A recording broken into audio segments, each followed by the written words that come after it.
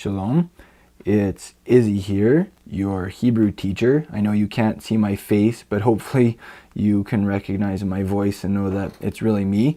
I'm excited. This is the first session that we are going to have studying under Holy Language Institute's banner through the Torah. I'm just going to be taking you through a chapter of the weekly Torah portions or parashas, and just reading in a relatively relaxed and informal way.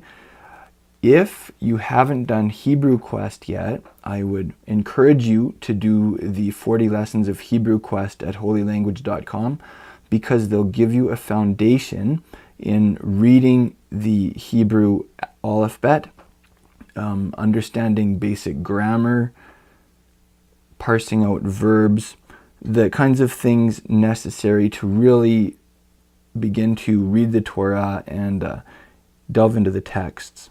I'm not going to be taking too much time to get into too much grammatical detail here.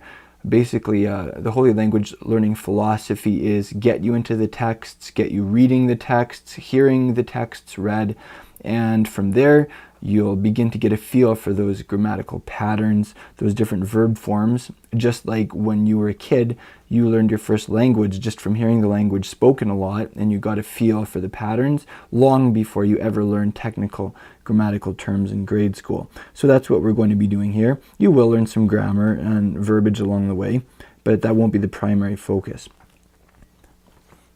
So why don't we take a moment to pray, and we'll start reading. Abba, Father, Holy Elohim, thank you for your word. Thank you for your written word. Thank you for your living word, Yeshua, living in us.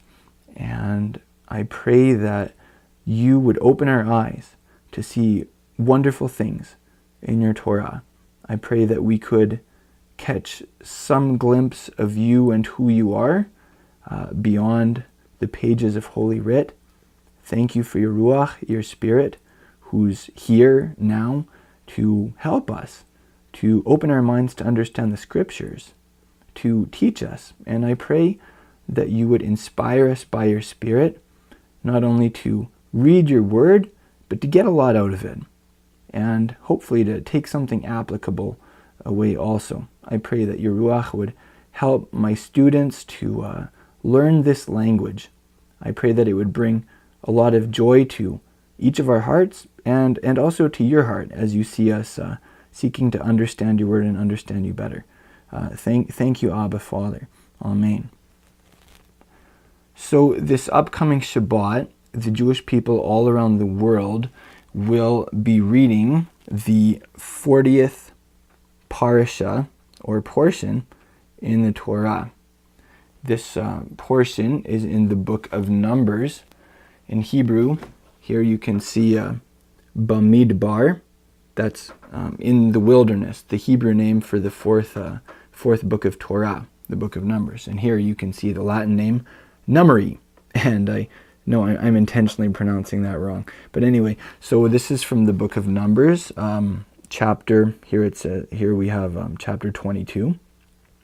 And this will be Parashat Balak. So this is the Torah portion of Balak. So we are going to begin reading and breaking down words, and I hope that we have a lot of fun with this.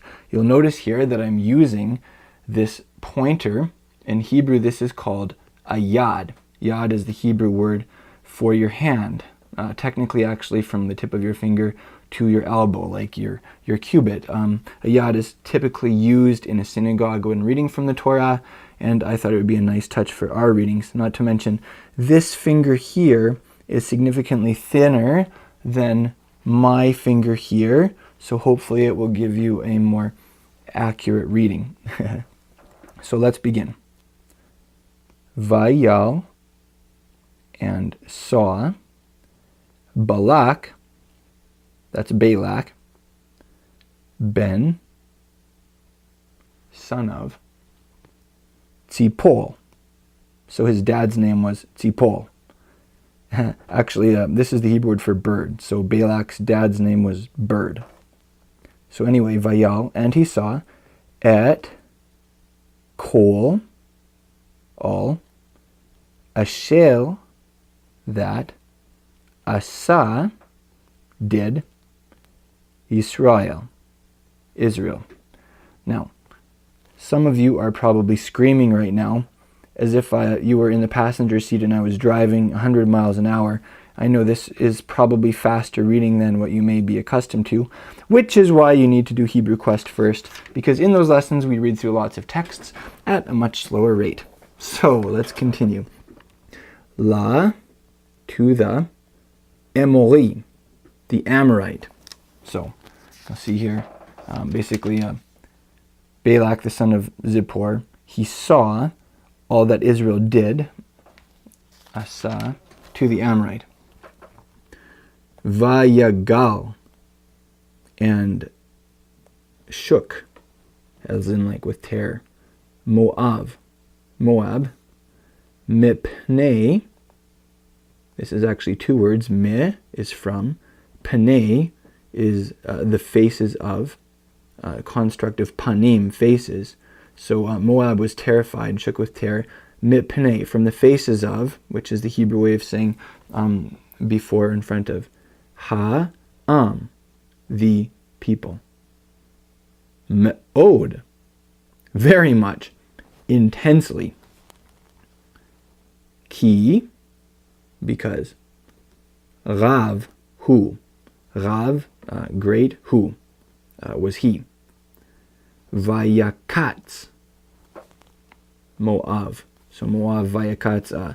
The root of that word there, katz, means to be cut off or terminated.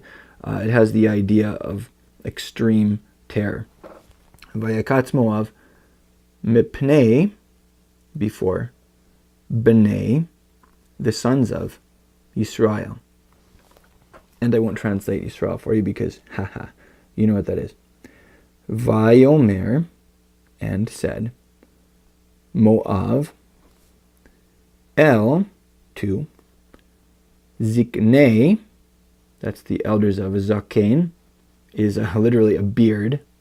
So, and a Zaken is also an elder. So, in Hebrew, an elder is a guy with a big beard, basically.